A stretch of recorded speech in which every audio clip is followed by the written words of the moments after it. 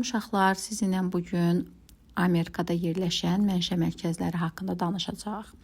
Buradan Mərkəzi Amerika mərkəzi 10% bitkinin vətəni hesab olunur şəkildə animasiyada siz balqabağın içərisində olan Cinderellanı görürsünüz. Cinderella şokolad yeyir və karetanın sürücüsü isə siqar çəkir.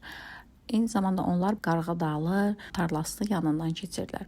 Demək, burada balqabaq, Qarğıdalı, kakao və tütünün mənşə mərkəzi hesab olunur.